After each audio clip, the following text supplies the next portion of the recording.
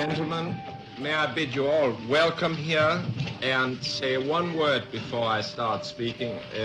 I am starting speaking, and that is the translation.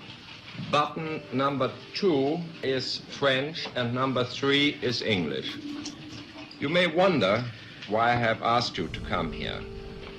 I have in mind a completely frank and open exchange of views, and this is ensured to you, and it is essential for our success.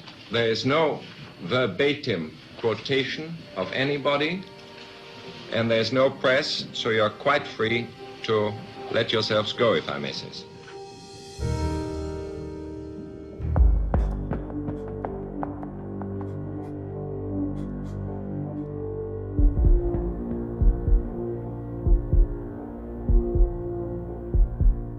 My name is Daniel Aschilin. I'm an investigative journalist. I spent 12 years, beginning in the mid-1990s until about the year 2002, 2003 in military counterintelligence. Then I got burnt out, and normal. It's what basically happens to all of us. We all burnt out.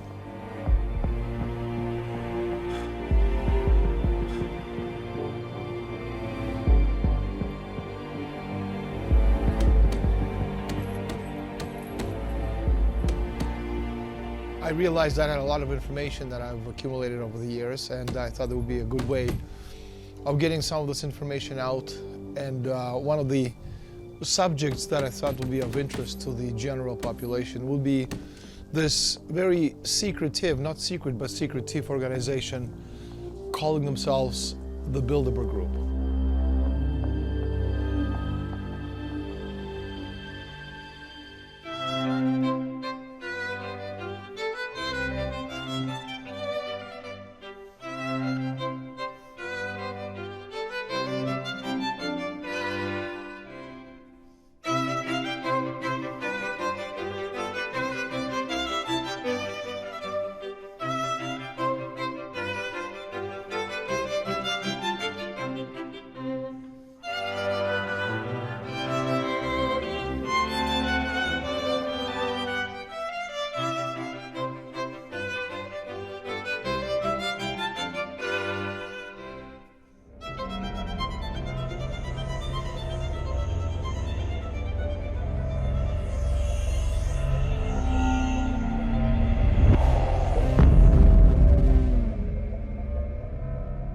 Even before I joined the service in 1992, I'm in Toronto in a Spanish restaurant called Segovia with a friend of mine who was in the service in the KGB. And over steak and potato lunch, this man, let's just call him Vladimir. And according to him, Canada was going to be split up into English and French-speaking Canada. Through a referendum which was going to be put together from behind the scenes by these allegedly very powerful people. Now, the reason he said that this was going to happen is that the powerful people who ran the United States needed to balance their budget. 1995 comes around, that's 3 years into the future, and suddenly all these characters, all these people, all these politicians that I've never heard of begin to appear front and center in front of television, screens. And all the things that this man told me about 3 years earlier, in 1995, were front and center. And then I suddenly realized that if the presidents and the prime ministers were powerless about the body politic itself, about moving the events forward into a certain direction, if they were just bit actors playing their part, then my question is, who the hell runs the world? Imagine a private club where presidents, prime ministers, international bankers and generals rub shoulders, and where the people running the wars, the markets and governments say what they never say in public.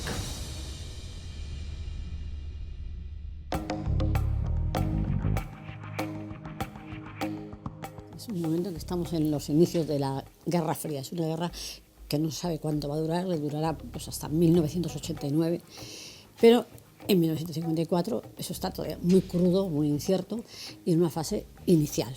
Entonces, han empezado a rodar ya las Naciones Unidas y se vislumbra la necesidad defensiva de la OTAN. Luego, por otra parte, en Europa, las monarquías europeas sienten endogámicamente esa necesidad de defender sus propios intereses, intereses de estatus social, intereses económicos y también intereses de defensa hacia el exterior. Estados Unidos asume esa postura común, pero tomando la dirección.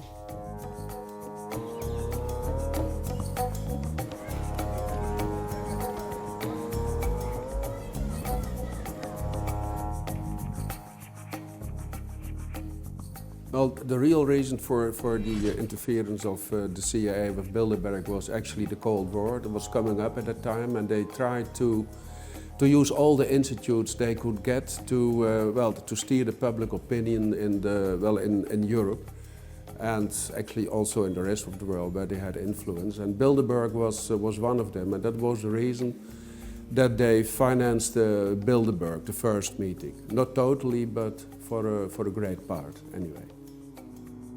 What today is called the Bilderberg Group, you could take it way, way, way back to about, the period just after the Fourth Crusade, 1200, 1204. And what's today is called the Bilderberg Group or Bilderberg Society, back then already existed, and it was called the Venetian Black Nobility. No, they're absolutely a continuation of Venice, because basically you had a migration of the Venetian system of oligarchical power over Europe into the Low Countries, in fact, into the Netherlands, where Bilderberg was really founded.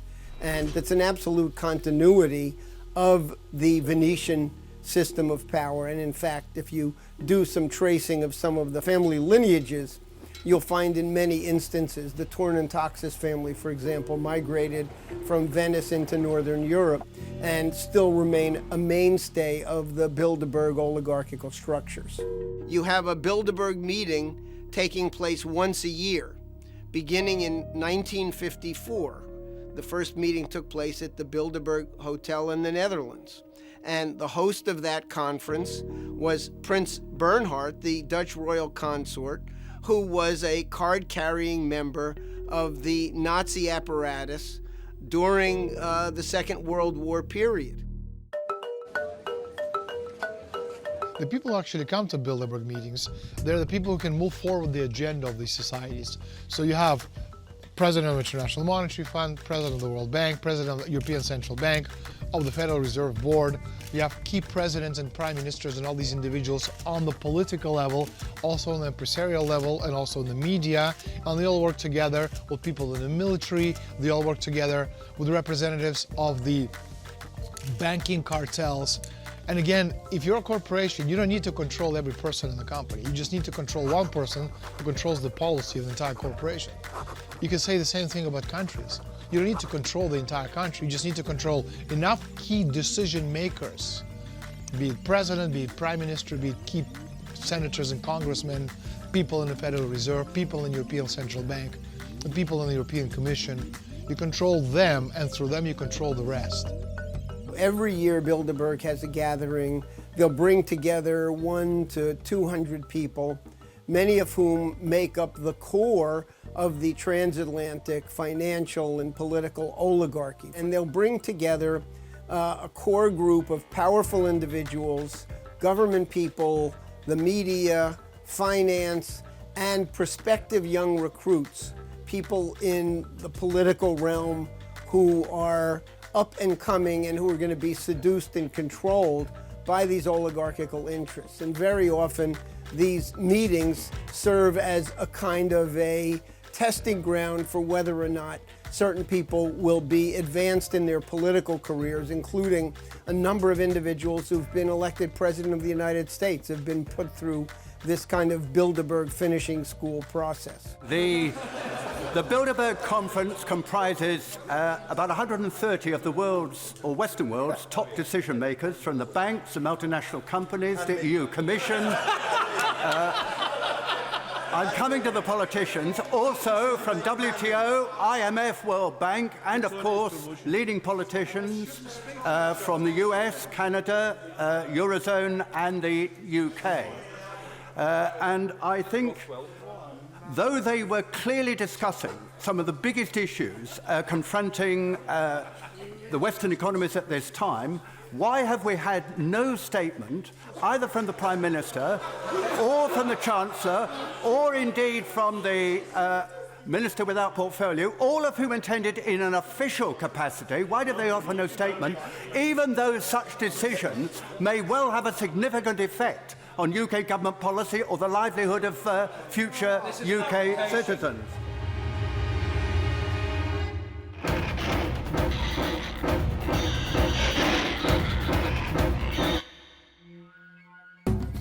In May 1973, Bilderberg Group met at an exclusive resort at Saltsjöbaden, Sweden. The key point on the Bilderberg meeting agenda was the oil shock of 1973, the 400% targeted increase in the price of OPEC oil in the near future. The oil shock, the hoax, it was in fact a hoax, of 1973, continuing into the late 1970s. And the whole point of the oil shock was to create a nominal flow of money into the hands of the Saudis and other Persian Gulf wealthy nations. The oil hoax ultimately created an enormous volume of wealth transfer nominally into the OPEC countries, the so-called petrodollars, but all of that money went right to London and Wall Street to be managed. So the financial oligarchy in its major centers used the oil hoax to establish an absolute domination over world credit to make sure that it no longer went for any development.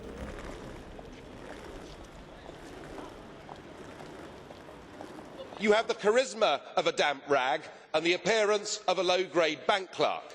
And the question that I want to ask, that we're all going to ask is, who are you? I'd never heard of you. Nobody in Europe had ever heard of you. I would like to ask you, President, who voted for you? And what mechanism? Oh, I know democracy is not popular with you lot. And what mechanism do the peoples of Europe have to remove you? Is this European democracy? Well, I've tried very hard not to believe in conspiracy theories, but I've been here now for over 15 years, and I can see there is a move towards supranationalism. Just look at the IMF. In Washington, supposed to be independent, effectively, it's become a branch office of the European Commission, and I've got to know over the years the Van Rompuys, the Schultzes, the Barrosos, even the Junckers, the Timmermans, and it's completely clear they actually want to destroy the nation-state as a unit. A few years ago, the Greek Prime Minister said, I'll give you a referendum. He was removed and replaced by a former Goldman Sachs director. And whenever the project goes wrong, whether it's the euro has a crisis or the asylum crisis with the borders, every single time there is for these guys an opportunity. It's known as the beneficial crisis.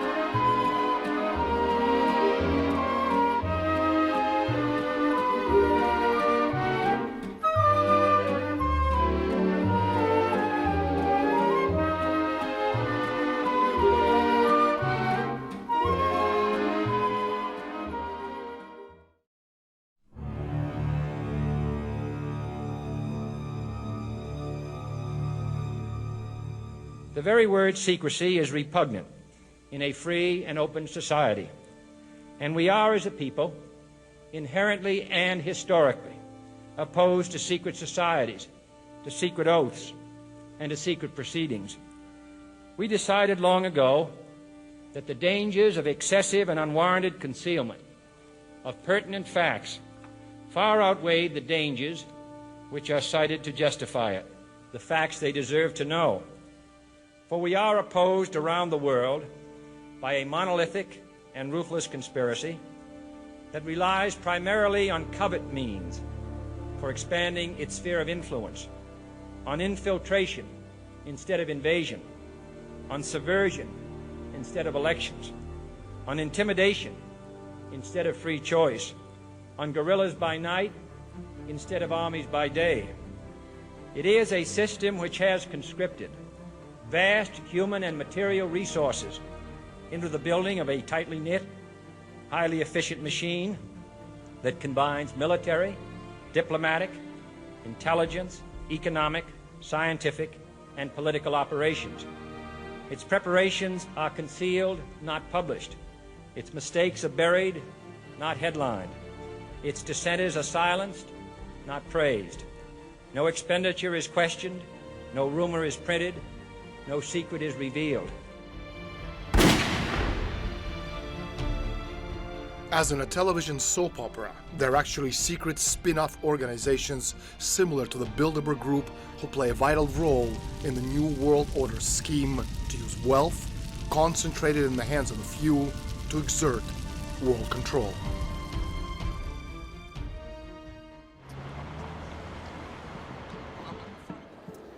In 1968, George Ball and the Bilderbergers met and determined that they had to restructure the entire world along the lines of a corporation. They decided that the idea of the nation state was outmoded, it was archaic, it was standing in their way, and that therefore they wanted to have what they called a world company based upon the idea of a corporate identity. Don't just talk about it, be about it. Hungry for the money as soon as I see a dollar. Money green in my collar, I'm fresh like that. Yeah, I write the checks, put the checks right back. Straight to the account, your honey wanna holler. Only thing that separate me from my money is a comma. Big bills, big papers, it gets real. Big haters, what it be, understand how I said it, man. Well, what this is actually is part of what's called globalization. You had in the 60s and then continuing in an expanding form in the 70s and 80s a rash of mergers which corporations merged, agricultural corporations merged, the financial institutions merged, and you had a general takeover of the world economy by these huge mega firms. The corporate banking mergers tended to control the corporate industrial mergers and the agricultural mergers. So you had basically a world run by this financial, these massive financial institutions. The concept is one world company limited. Corporations that have a hell of a lot more power than any government on the planet. And you're seeing it right now that governments don't govern, presidents don't do anything other than do what people who put them in power tell them to do. And so the idea is that all of these corporations, the Goldman Sachs of this world, the JP Morgans, etc., they are the key people in all key institutions around the world. And it's through them that the power base is exercised. So again, it's not one world government, it's one world company, limited corporations with a lot more power than any government on the planet. In fact, this was discussed at the Bilderberg Conference in 1968, where George Ball, Undersecretary for Economic Affairs with JFK and Johnson, he said, and I quote, loosely quote, how can we create corporations that can actually give orders to governments? And this is what you have today. E mentre qui ci vengono presentate delle soluzioni, una decina di giorni fa, nel chiuso e nel segreto delle riunioni del club Bilderberg, molti esponenti dell'alta burocrazia e delle leadership politiche europee si sono riuniti probabilmente per dare le direttive alle direttive che poi verranno presentate al Parlamento europeo, che non potrà fare altro che esaminarle. Anche ho sentito questa mattina il Presidente Barroso l'invito a portare aiuto agli amici greci. Non vorrei che l'aiuto fosse soprattutto al suo amico armatore Spiro Lazis. C'è un evidente conflitto di interessi per il signor Barroso e dovrebbe darne spiegazione.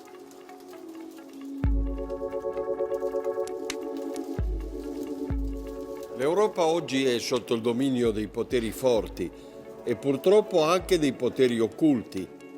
L'Unione Europea con l'euro e la Banca Centrale Europea ha espropriato i nostri popoli di un bene prezioso, la sovranità monetaria. Non siamo più padroni della nostra moneta e quindi del nostro futuro. E questo è molto grave, perché noi crediamo invece nell'Europa dei popoli e delle regioni, quindi della libertà. Poteri occulti che si nascondono dietro figure di personaggi che vengono imposti con le loro decisioni sulla pelle dei popoli e sulla testa dei nostri popoli. E sono sempre banchieri. It is about the building of an empire.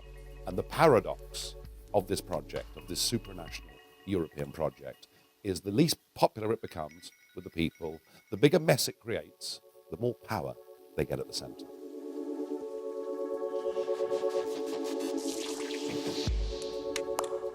Well, with the Lisbon Treaty, European nations have lost almost their entire sovereignty. And we are now back to a pre-nation state condition, meaning feudalism.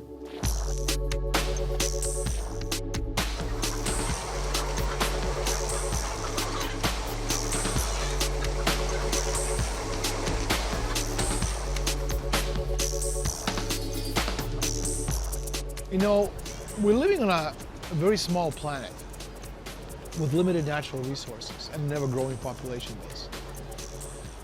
If you extrapolate that into the near future, in one generation we're going to go to about 10 billion people, then we're going to go to 14, 18, 21. It's going to get to the point we're always going to have enough space, because 7 billion people space-wise is not a lot. But we are running out of food, and we are running out of water, and we're running out of natural resources. So for the elitists, for the Rockefellers of this world to survive, and I say Rockefeller not because he's important, but because he's well known, he's popular, which is not the same as being important. For the Rockefellers of this world to survive, most of us have to die.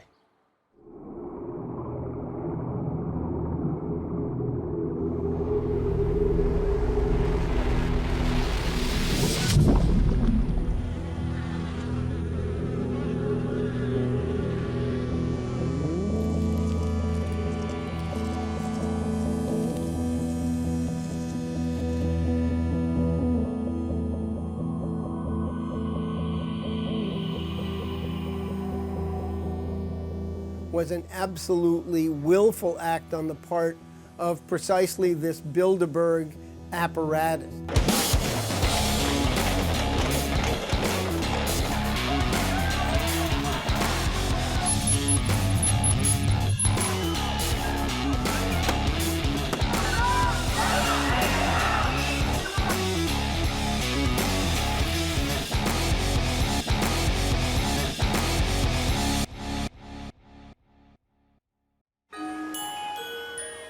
It's not really the idea of capitalism, because in the end what these people have or are, they already control 90% of the planet. Every aspect of society, everything you eat, everything you look at, everything you touch, mostly is in the private hands of these billionaires today.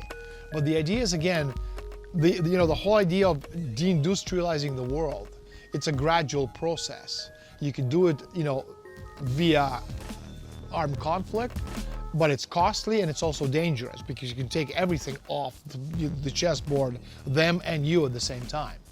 But the point is, if you can do it gradually, start dismantling, the different service industries, the different sectors of society, before long you have a Detroit, and before long you have a Greece, before long you have Spain, which is 70% population or unemployment for kids under 30.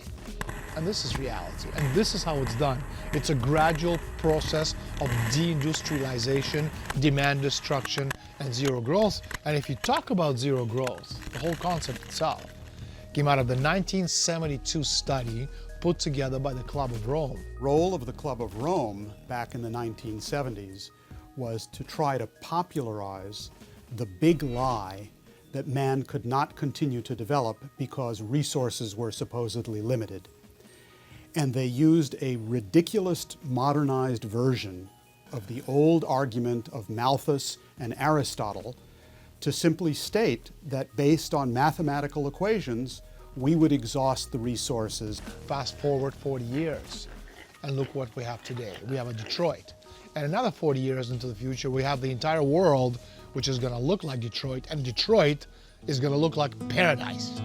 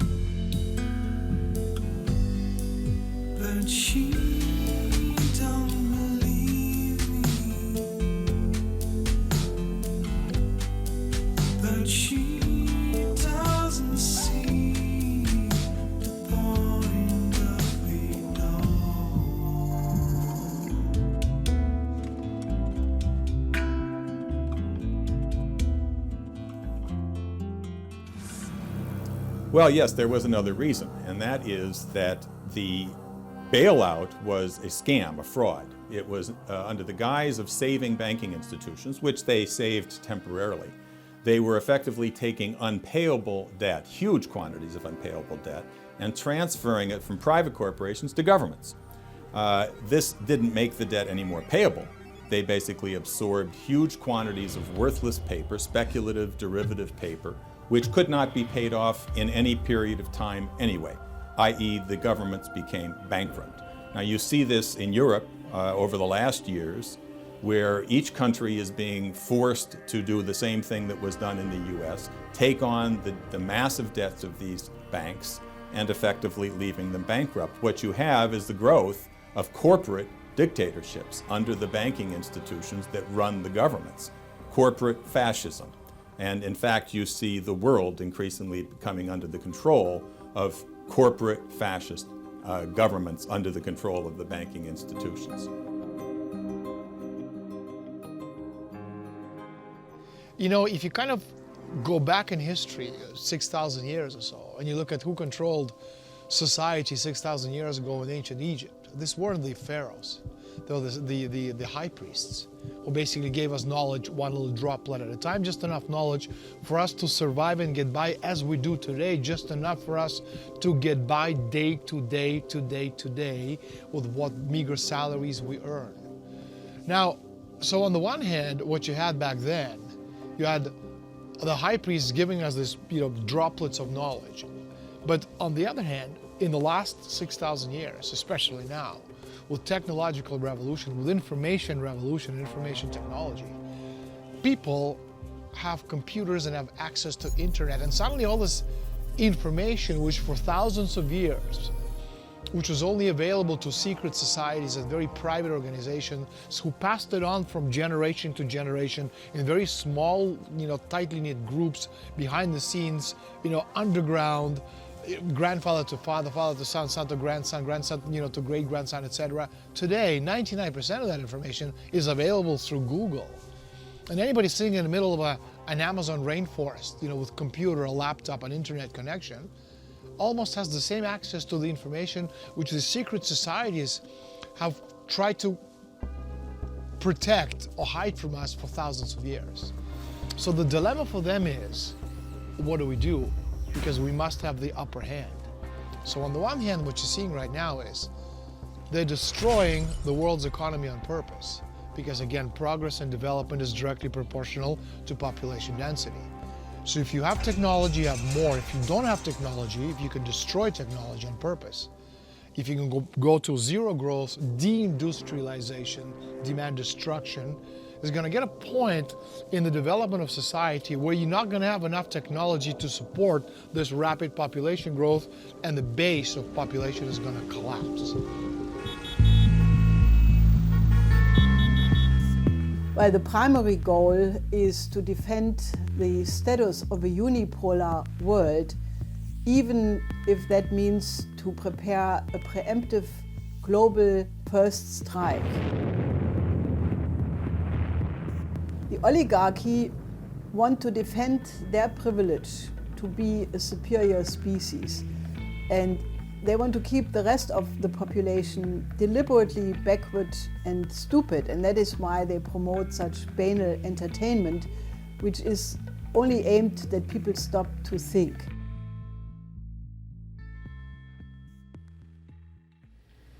In the councils of government, we must guard against the acquisition of unwarranted influence, whether sought or unsought, by the military-industrial complex. The potential for the disastrous rise of misplaced power exists and will persist. We must never let the weight of this combination endanger our liberties or democratic processes. We should take nothing for granted. Only an alert and knowledgeable citizenry can compel the proper meshing of the huge industrial and military machinery of defense with our peaceful methods and goals, so that security and liberty may prosper together. Look at Google, Apple, Microsoft, IBM.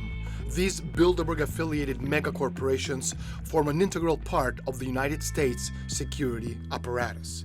Behind these technologies, enormous streams of capital are being expended and, more importantly, invested behind the scenes. Now we're at a point where that entire system is at a breaking point where it's hopelessly bankrupt, the debt is impossible to pay, the derivatives, which are purely speculative, unregulated gambling bets on top of the debt bubble itself, is estimated at $1.5 quadrillion, which is a multiplier of even the most optimistic idea of global GDP that's completely off the charts.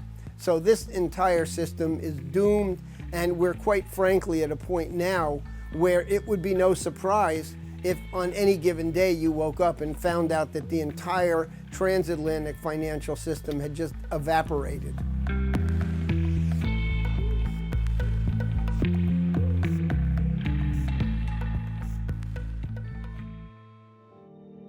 Well, a lot of people think that the British Empire no longer exists, but this is an illusion. Just ask yourself, why is it that after the big financial crash of 2007, 2008, there was absolutely nothing done by the G20 or anybody else to re-regulate the banking system?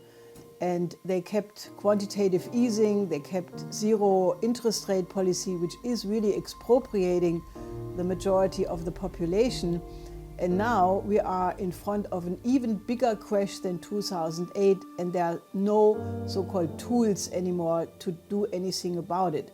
So the reason is that the oligarchy controls what is called globalization. And globalization is really only another word, another notion for the British Empire. It is the combination of central banks, investment banks, hedge funds, private equity funds, insurance and reinsurance firms who control what is generally called the global financial system. And in reality, the EU is only the continental sub-entity of that empire.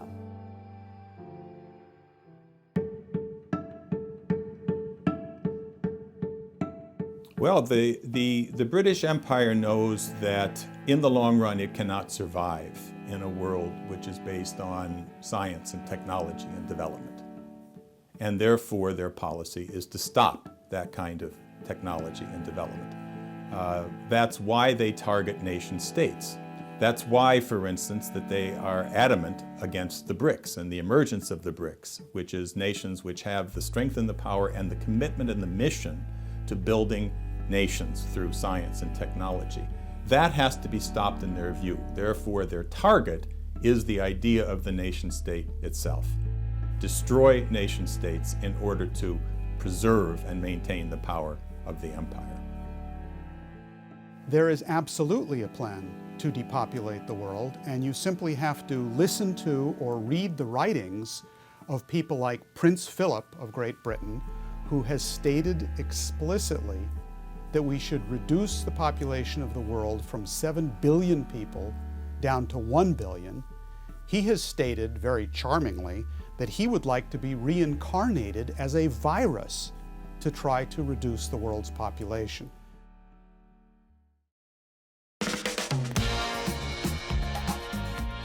If you kind of play with the numbers, you realize that, I've had almost 7 million people have read my book. Maybe another 20, 30 million people are aware of what Bilderberg is. But my question is, how many millions of people watch the Oscars? How many millions of people watch the Super Bowl? How many hundreds of millions of people watch, the finale of the Big Brother?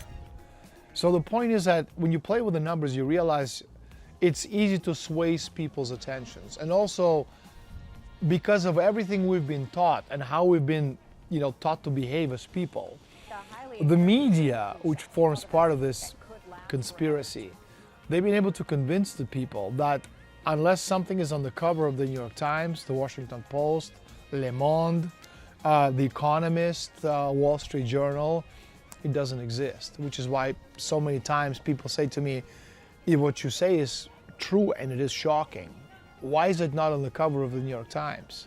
Because again, the New York Times of this world, they form part of the Bilderberg organization. They form part of all these other societies. They're part of the elite. Their job is not to tell the truth, but to sell a particular vision of reality which the elitists need to move their agenda forward. We're in a lot of trouble because you people and 62 million other Americans are listening to me right now, because less than 3% of you people read books, because less than 15% of you read newspapers, because the only truth you know is what you get over this tube. Right now, there is an entire generation that never knew anything that didn't come out of this tube. This tube is the gospel, the ultimate revelation. This tube can make or break presidents, popes, prime ministers. This tube is the most awesome goddamn force in the whole godless world.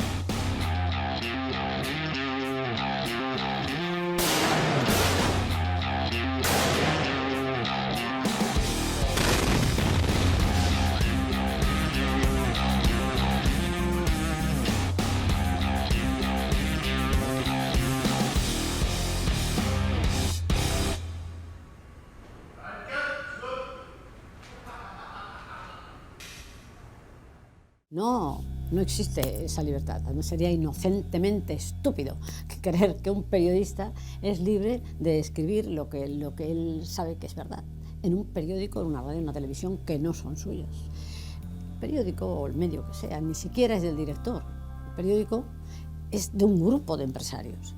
Y esos empresarios a su vez dependen de un entramado político, de un entramado económico para tener papel, para tener publicidad, para evitar problemas de censura, para tener libertad.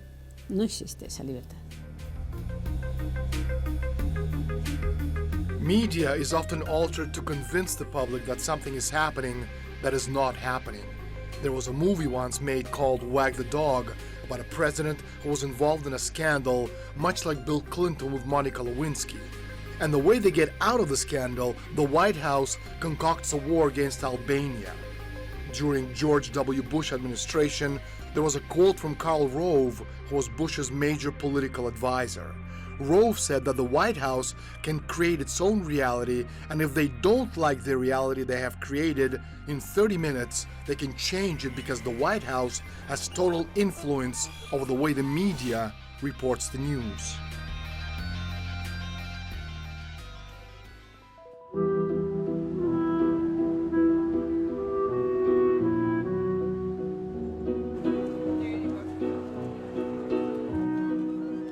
c'è una congiura del silenzio.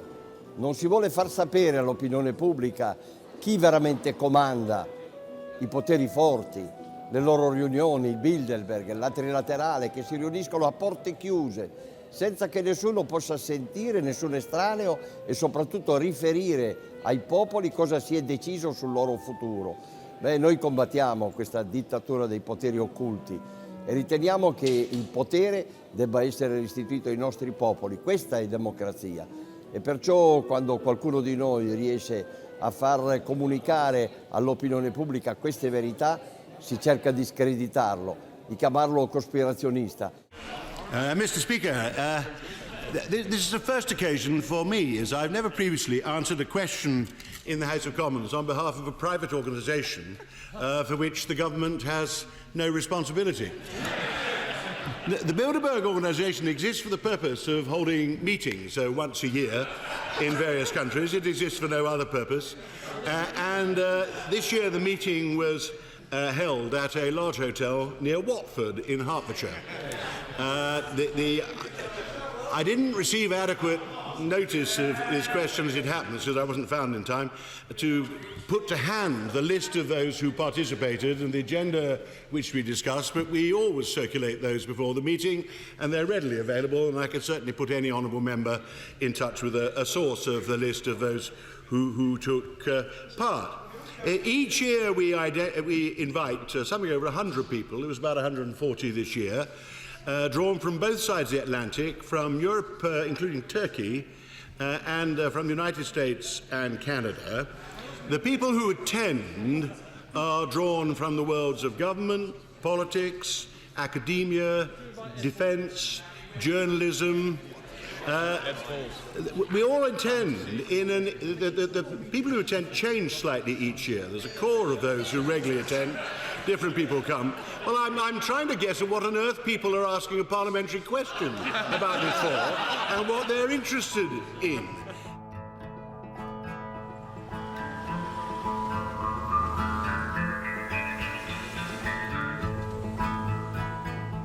Well, some chosen journalists are admitted to the Bilderberg conference, but they are not allowed to write about it, what they hear and what they say, and it's actually completely forbidden, and they don't swear an oath, but they just promise that they are not allowed to. And that's why actually you never see in the papers, even in the big newspapers, good articles about the Bilderberg meetings and what is happening there, because journalists who are allowed to enter, they are forbidden to write about it. No, en absoluto, no es normal que periodistas o directores o propietarios de medios asistan a unas reuniones donde se están dilucidando, se están debatiendo asuntos mundiales de importancia de la actualidad o del futuro inmediato y que no informen de ello en el sentido clásico de la información, noticia, es decir, texto, titular, reportaje, entrevista. Pero, hay que decirlo, sí informan subliminalmente, indicando, dirigiendo lo que se debe decir desde esos medios, creando la moda opinativa. Ellos, podríamos decir que asisten como convidados de piedra, pero luego van a partir de ahí a orientar la opinión pública hacia los intereses que se hayan establecido en esos debates. I'm gonna make it all the way, do my best, do my best. I'm gonna make it all the way, do my best, do my best. I'm gonna slide the whole way, do my best, do my best. You can come and hold my hand, we'll be the best of us, oh, the best. Security was tight today at the Grove Hotel in this leafy area north of London. 140 members of the global elite arrived here for a top-secret, hush-hush, off-the-record conference in the English countryside. How's this for a guest list? The head of the International Monetary Fund, former Treasury Secretary Tim Geithner, the heads of Amazon.com, Google, and BP Oil, former General and CIA Director David Petraeus, and what's a top-secret cabal of puppet masters without Henry Kissinger? All of them came here today for the Bilderberg Conference. That's Bilderberg, not Bilderberg. Participants are tight-lipped about discussions, other than to say topics will range from the economy to jobs to U.S. foreign policy, what the organizers call megatrends and the major issues facing the world. Reporters and outsiders are not allowed in, and everything is off the record. Organizers say that so participants can take time to listen, reflect, and gather insight.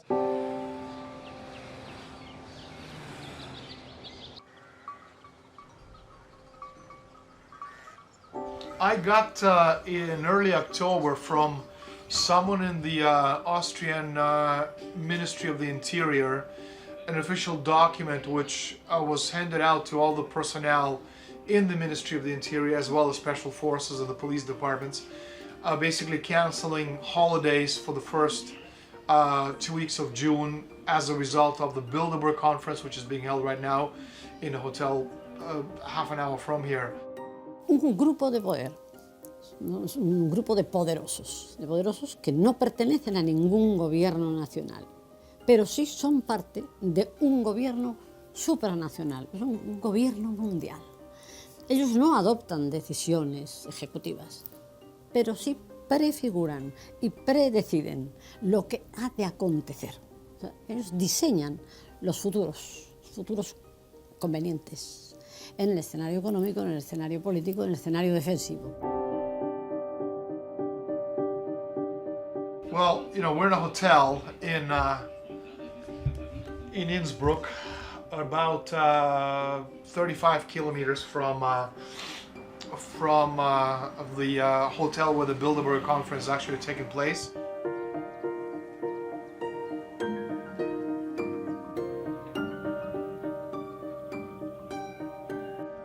Just getting the information from my sources inside the Bilderberg group on the key points which are being discussed as we speak.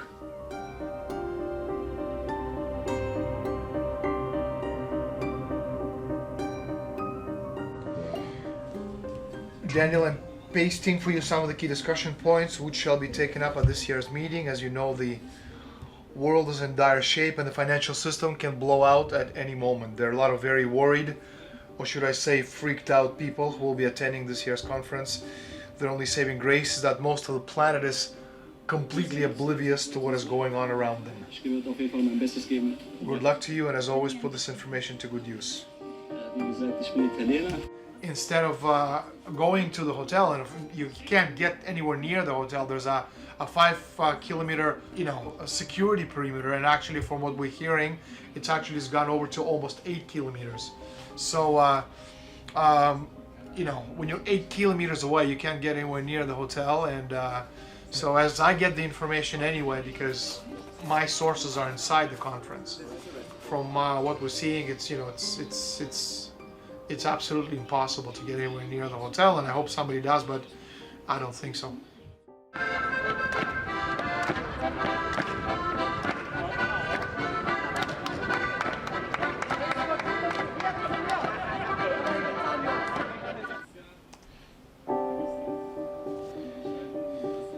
And there's some very, very heavy points. Artificial intelligence, that's the future of humanity. Transhumanism, the change from humanity to transhumanity to post-humanity.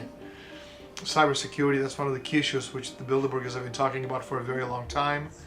And that has to do with controlling internet, obviously chemical weapons threats, current economic issues, which is, the world is going to hell in a handbasket. This is the information which he sent me, and I'm just downloading, all the stuff on the subject of America. And in the first 2 pages of this extract, 7-page extract, I'm seeing this like the 5th time I'm seeing perpetual war, okay, multi-generational threat. Now, give me a second just to see what else is there. Now, one of the things about perpetual wars require perpetual funding. Non-ending war, non-ending funding, which means that you throw as much money as you want into a particular situation, which is this, you know, war on terror. How long? We don't know. Forever. How much money? As much as you need. So the idea is, again, you control both sides of the equation. You control the left and the right. You control the, you know, the dialogues through the media, and then you push the idea of perpetual war.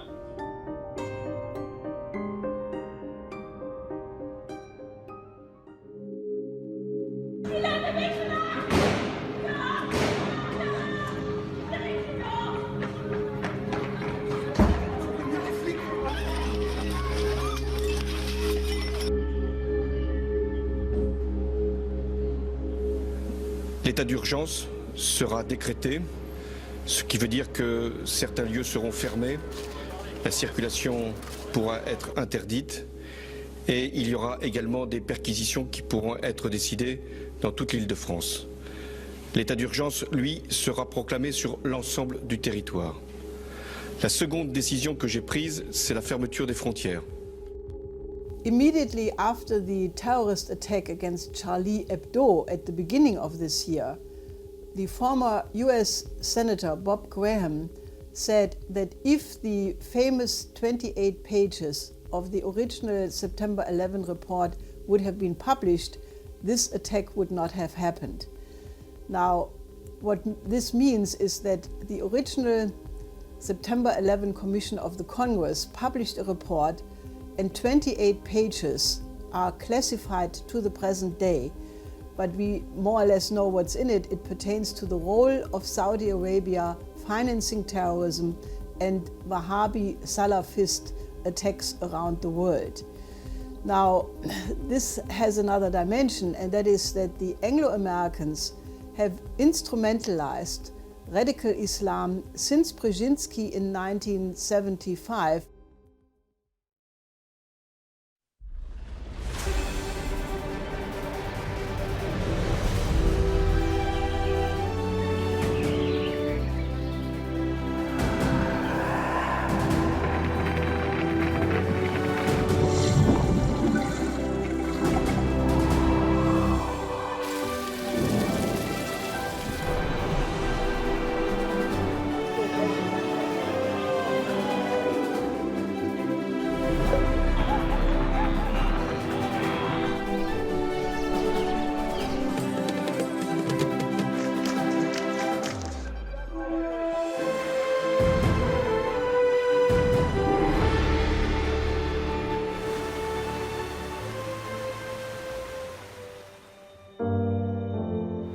Humanity has almost destroyed itself a number of times. Immediately before the Golden Renaissance, there was the New Dark Age. There was the Black Death, where about half of the population of Europe was destroyed not only by a disease, the bubonic plague, but destroyed by the fact that men were convinced that they could not solve the problem. But fortunately, there was a new paradigm then. There was a renaissance. It was the Golden Renaissance of Leonardo da Vinci in Italy, of Miguel de Cervantes in Spain, of Shakespeare in London, which developed the concept of man, a new paradigm in which we organized our business as human beings based on the concept of man's morality, creativity, and free will. We cannot have a situation where, as in Greece, 60% of the youth have no jobs. That is killing the future of society. Or Spain, where it is almost at 60%. That is killing the future if youth don't have a mission and a purpose to fulfill. Almost halfway through the second decade of the 21st century, I ask myself something over and over again, making an attempt to understand what is happening to us. Where are we going as nations, as a world? What will happen to us if the Bilderberg group and their cohorts finally win? What is the destiny of the human race? What does it mean to be immortal? That's a very interesting question, because there are two ways of talking about immortality. We all die. No one so far has discovered a method by which we can live eternally as in our biological form.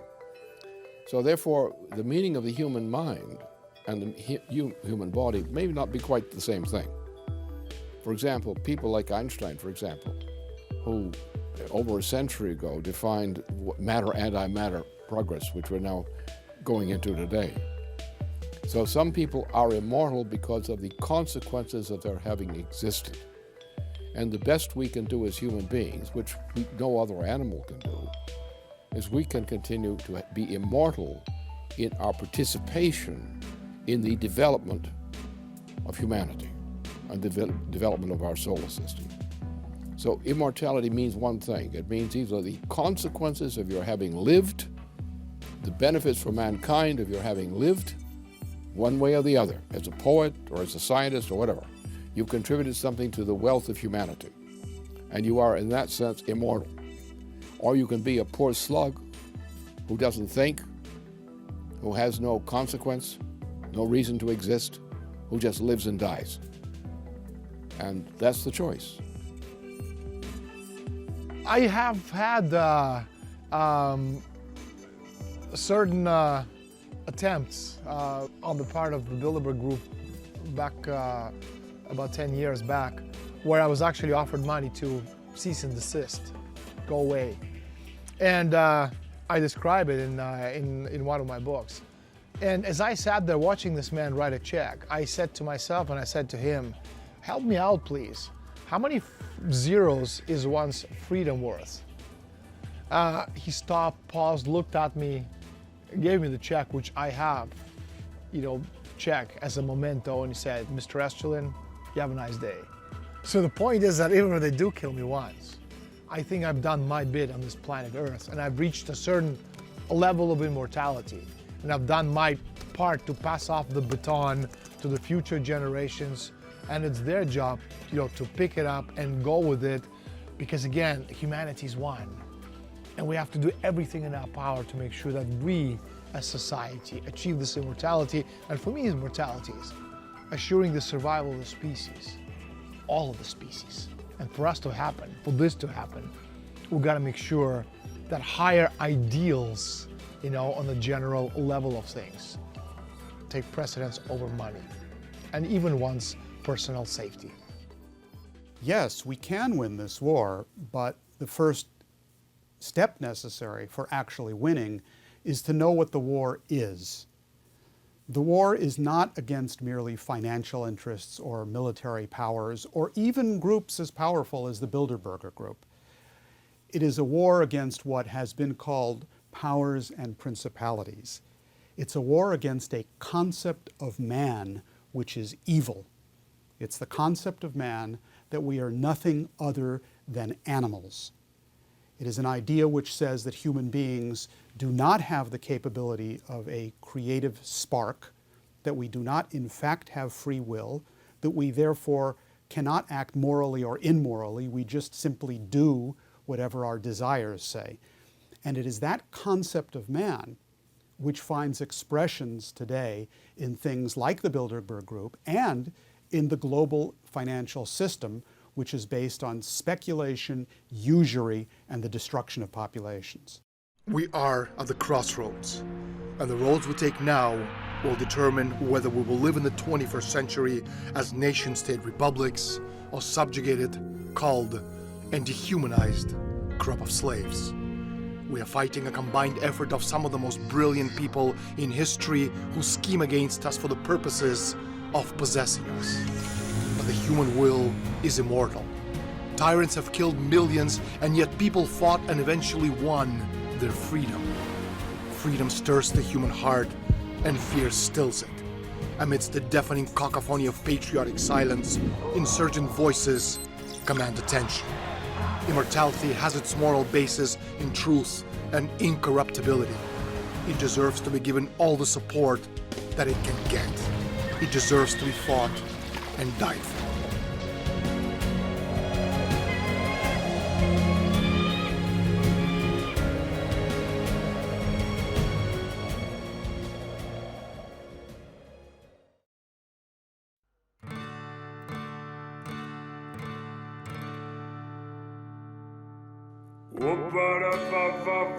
I sing Oh, ba-da-ba-ba-ba, it's my song. Oh, ba-ba-ba, the more I see, the less I know. I look for the difference, but at the end, it's all the same. It's all the same. I look for a new light, but at the end you are my only star. I look for a new step, but at the end you are the only way. I look for a new vision, but at the end you are my eyes. Oh, ba-da-ba-ba-ba, I sing. Oh, ba-da-ba-ba-ba, it's my song.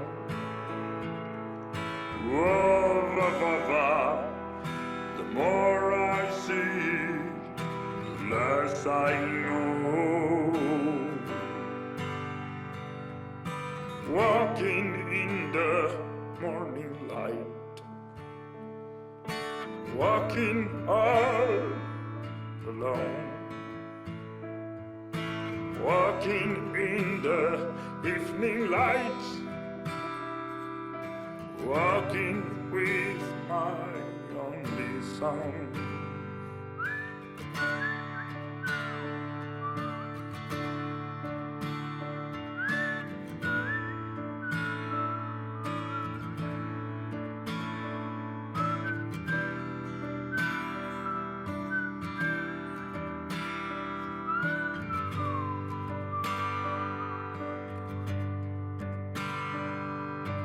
Oh, ba-da-ba-ba-ba, I sing. Oh, ba-da-ba-ba-ba, it's my song. Oh, ba-ba-ba, the more I see, the less I know. Oh, ba-da-ba-ba-ba, I sing. Oh, ba-da-ba-ba-ba, it's my song. Oh.